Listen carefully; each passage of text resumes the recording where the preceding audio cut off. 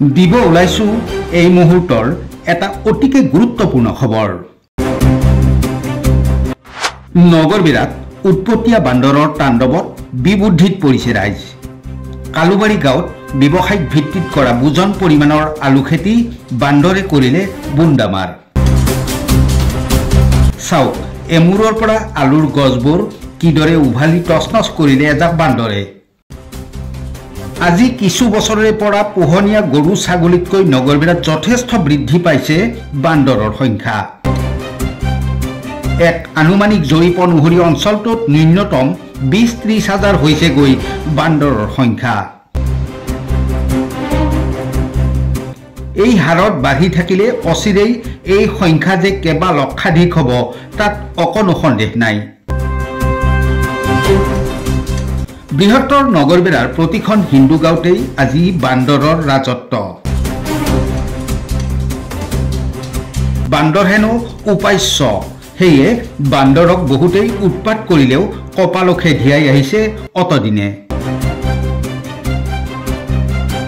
পিছে মানুহখিনিৰ বাবে বান্দৰ জাক এতিয়া হৈ পৰিছে মূৰৰ কামোৰণি সদৃশ। কি কৰিব কি নকৰিব একো কোৱা দিশ নোপোৱা হৈছে বৃহত্তৰ নগৰবিৰা অঞ্চলৰ ৰাইজে। এই ক্ষেত্ৰত বন বিভাগে অতি শীঘ্ৰেই বান্দৰবোৰক স্থানান্তৰ কৰাৰ দিহা নকৰিলে অচিৰেই মানুহখিনিৰ বিপৰ্যয় অনিবাৰ্য।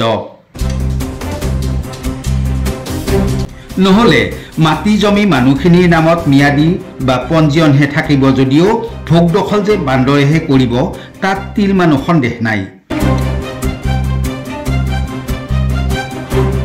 পুনৰ কৈছো নগৰবিৰাত উৎপতীয়া বান্দৰৰ তাণ্ডৱত বিবুদ্ধিত পৰিছে ৰাইজ।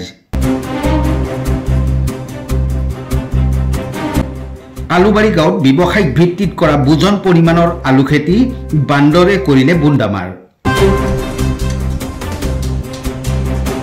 চাওক কিদৰে এমূৰৰ পৰা আলুৰ গছবোৰ উভালি টচনচ কৰিলে এজাক বান্দৰে।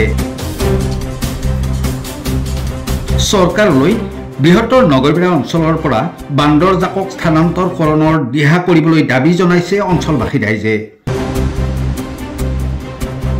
News desk NB live. এই অৱস্থা বান্দৰে একদম বহুত ক্ষতি কৰিল।